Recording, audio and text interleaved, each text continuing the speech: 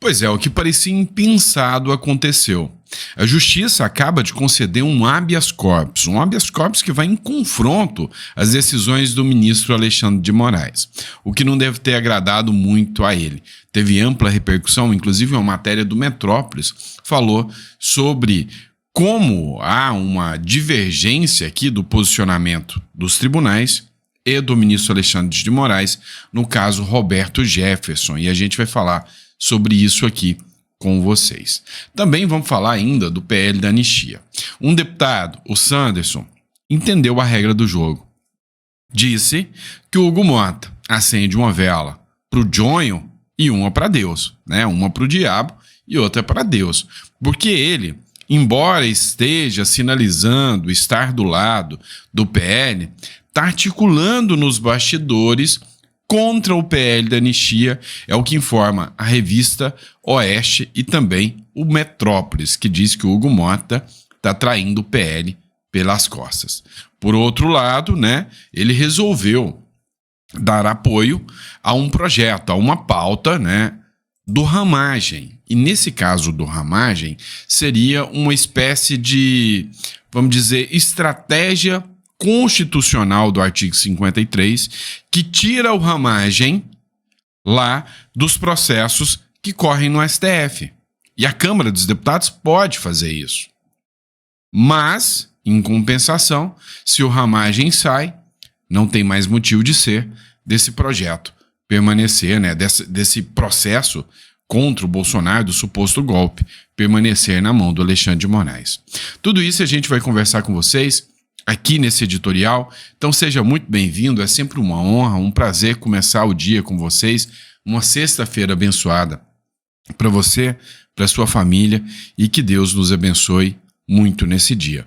Bora começar? Só não esquece aí de visitar a nossa biblioteca digital, está disponível, o link está na descrição, e aí você acessa e conheça os nossos livros. Recomendo demais para vocês Espiritualidade e Prosperidade. Como que se alinha a fé, o propósito e o sucesso financeiro.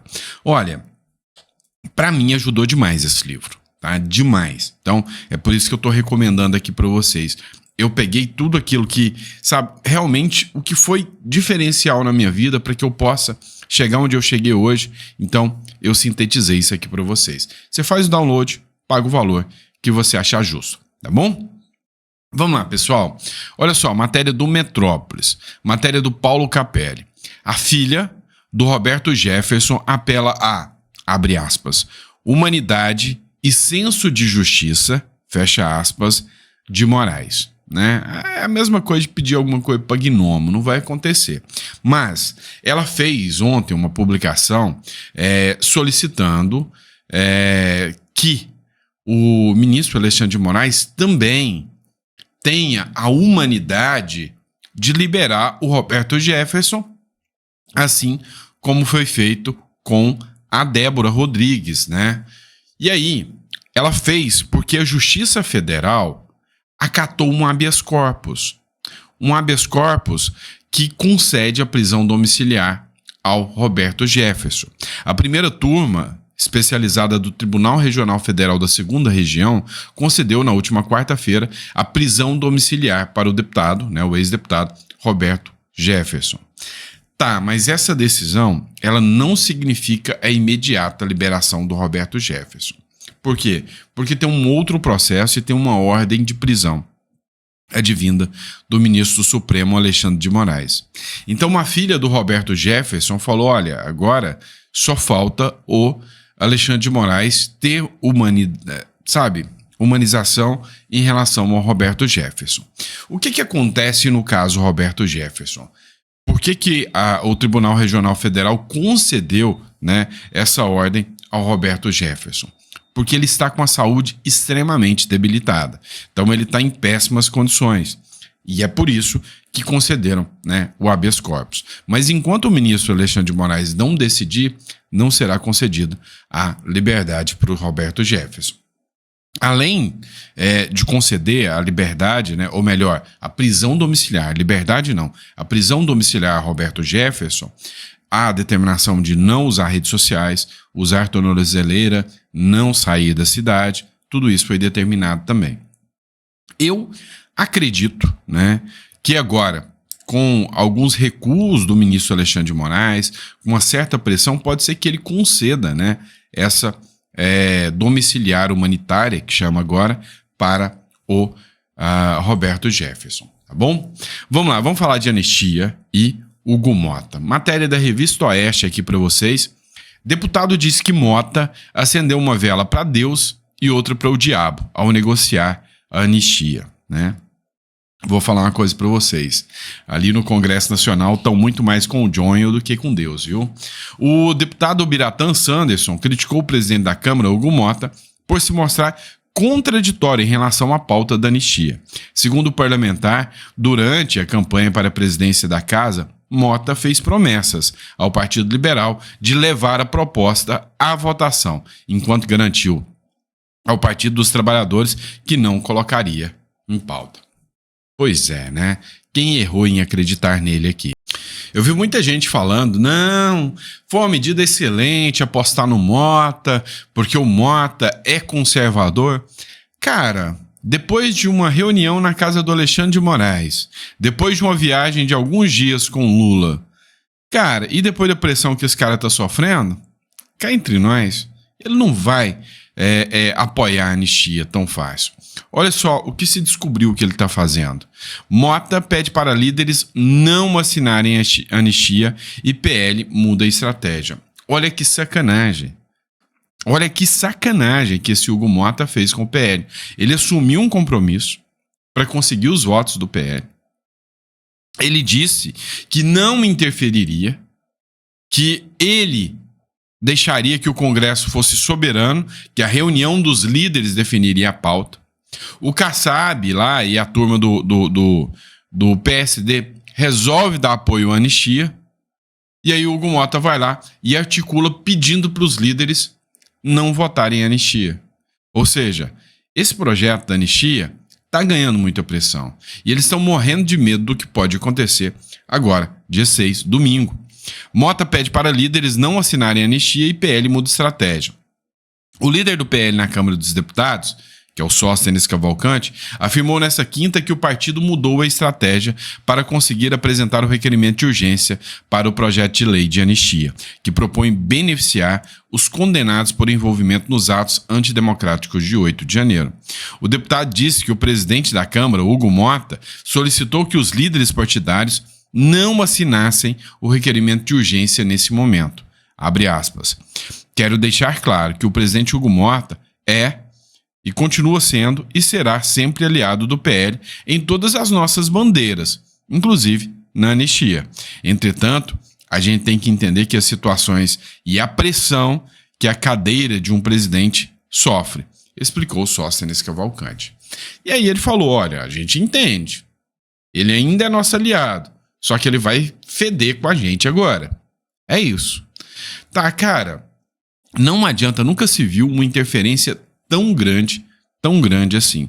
E aí o Hugo Mota, né, nos bastidores, contra a tramitação da anistia. Então, se ele já demonstrou que nos bastidores ele está contra a tramitação, ele só não quer ficar mal com o PL, mas já ficou, né? O presidente da Câmara dos Deputados é aquele negócio, mas ele está sofrendo pressão.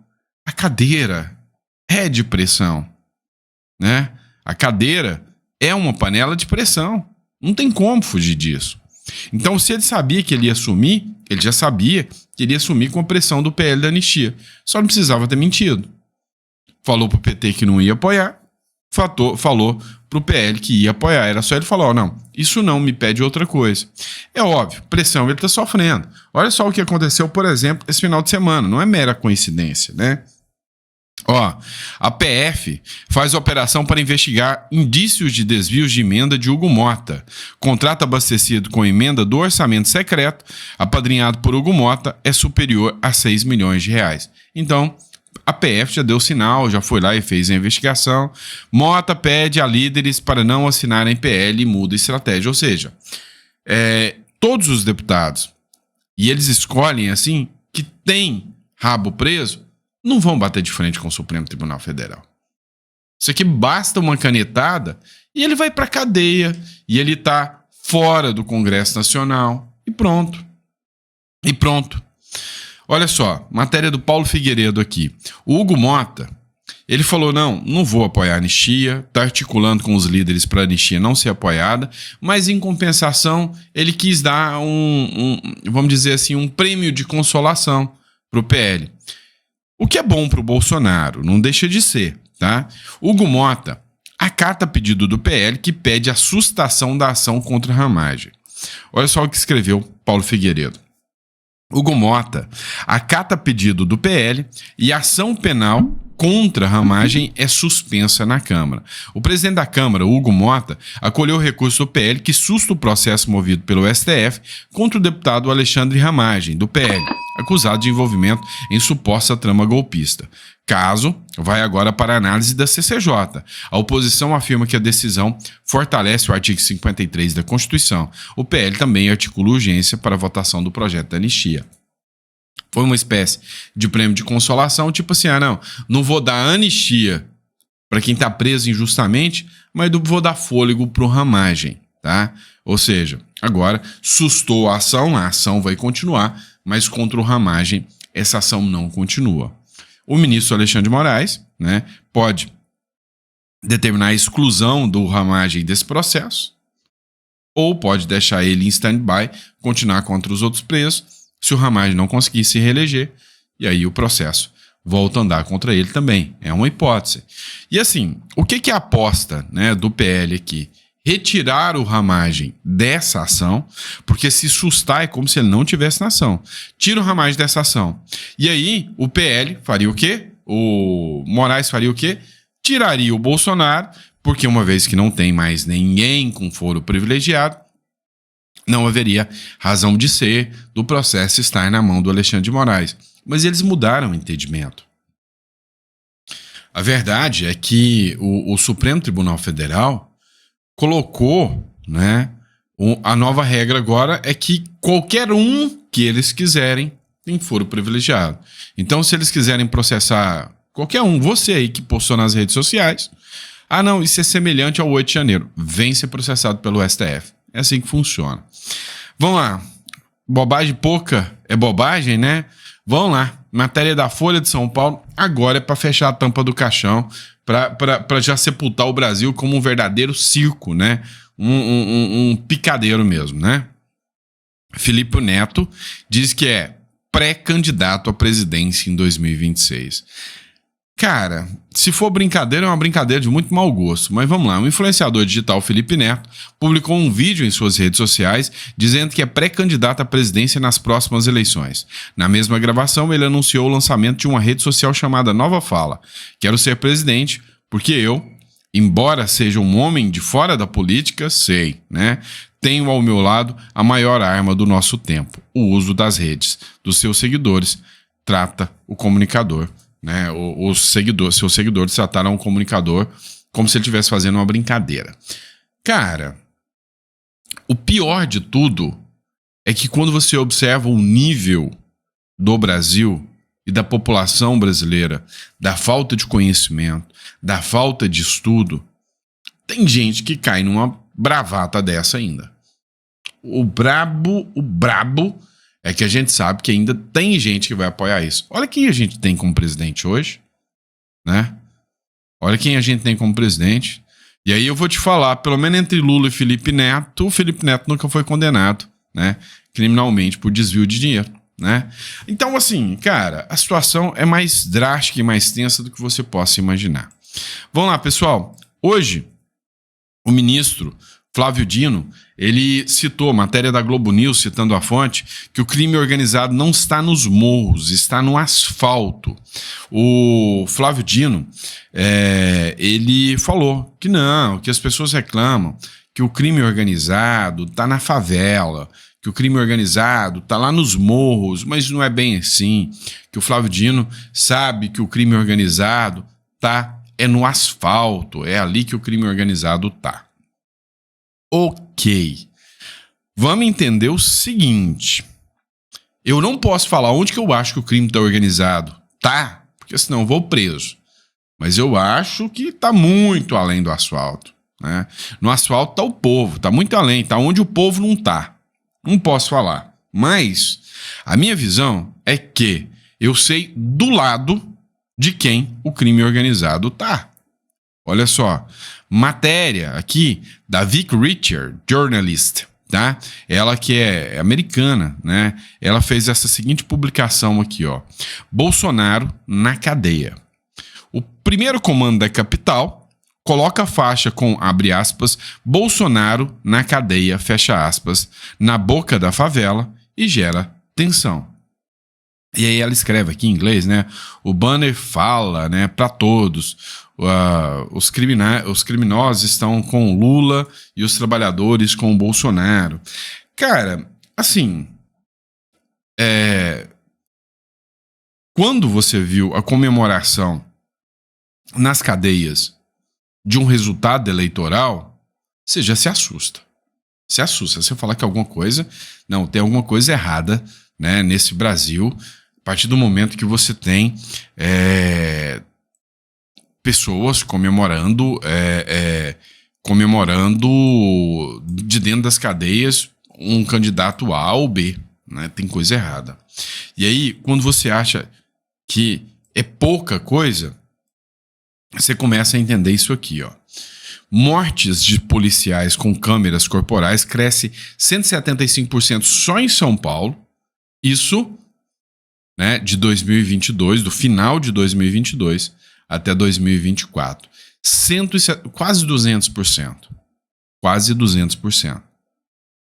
Isso não é coincidência. Mortes de policiais militares em serviço crescendo 133% em São Paulo entre 2022 e 2024. Esse levantamento, esse é o índice correto, 133%, Mota.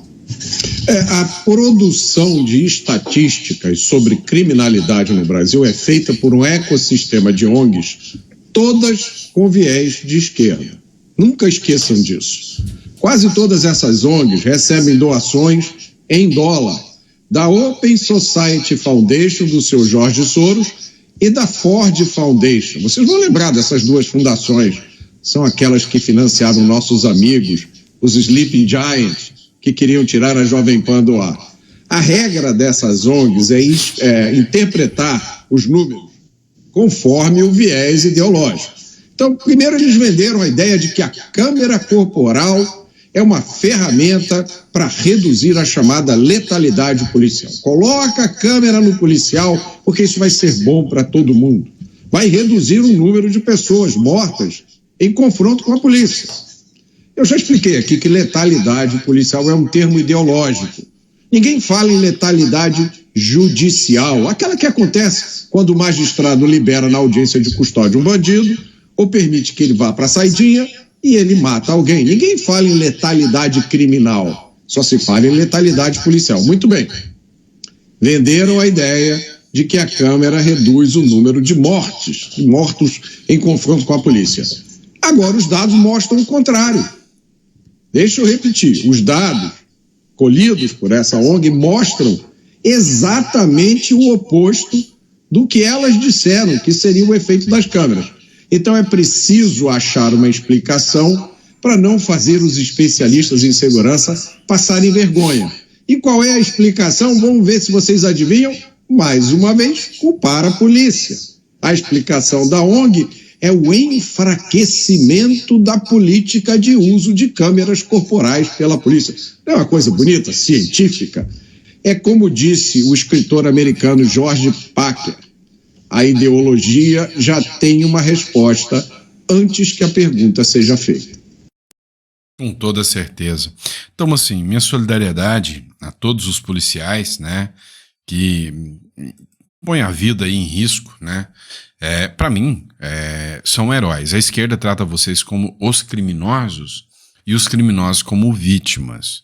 Não, para mim vocês são heróis, tá? Lógico, tem a banda podre, não vamos ser hipócrita aqui não, que dentro de qualquer área tem a banda podre em todo segmento, mas na sua maioria vocês vão pra rua, né, para tomar tiro, para enfrentar bandido, para que o bandido não entre na minha casa. Então, para mim, isso é papel de herói.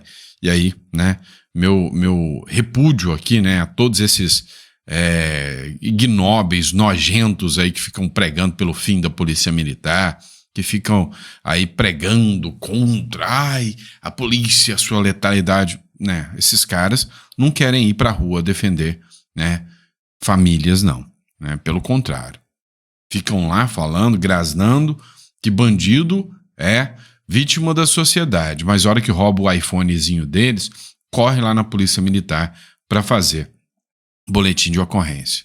Deveria ser considerado crime. O cara que prega nas redes sociais, o cara que é de esquerda, que fica aí pregando contra a polícia militar, o dia que ele aparecer na delegacia para fazer um boletim de ocorrência, esse cara tinha que ser pego por estelionato, porque ele espalha uma mentira e na hora que precisa ele corre lá. Essa é a verdade, tá bom?